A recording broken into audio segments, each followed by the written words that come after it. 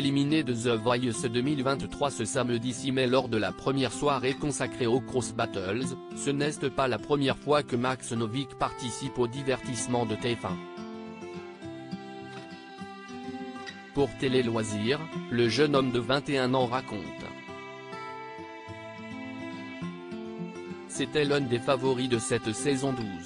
Pourtant, ce samedi 6 mai, Max Novick a été éliminé de The Voice 2023 lors de la première soirée des Cross Battles diffusée sur TF1.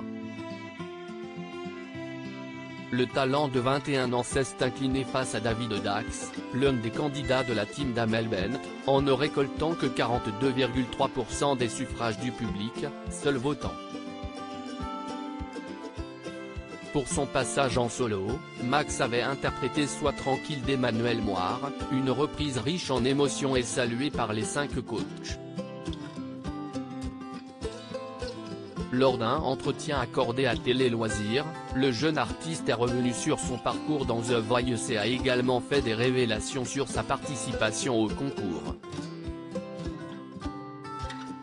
Max Novick éliminé de The Voice 2023, je n'aille jamais aussi mal chanté que le soir des auditions à l'aveugle Télé Loisirs. Quel est votre meilleur souvenir dans The Voice? Max Novick, mon moment préféré dans l'aventure reste les battles contre Esme. Si est là où j'ai ressenti le moins de pression car j'étais à l'aise avec ma partenaire. Nous avons un lien de frères et sœurs. J'ai pris énormément plaisir. Et le pire?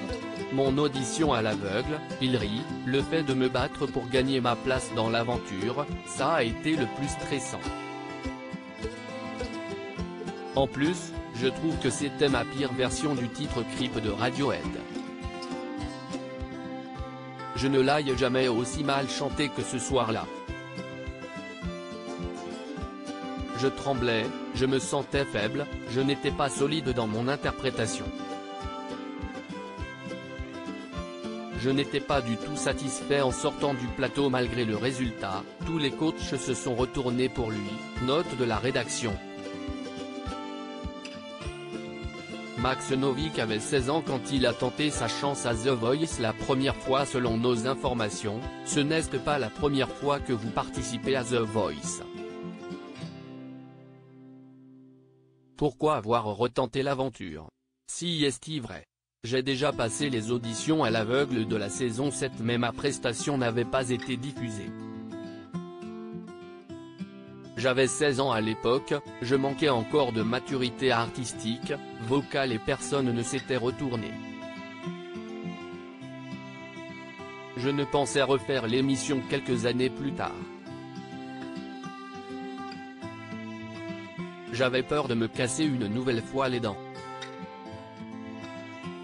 Finalement, on m'a proposé de repasser le casting à Lille et après quelques jours d'hésitation, j'ai accepté. Que retiendrez-vous de votre passage dans The Voice? J'ai énormément appris sur moi-même grâce à l'émission et Zazie, que je remercie. J'ai gagné en confiance, si est notamment pour ça que je tentais l'aventure.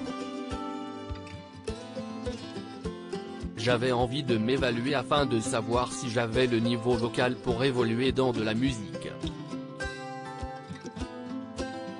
Je sais à présent que j'en suis capable.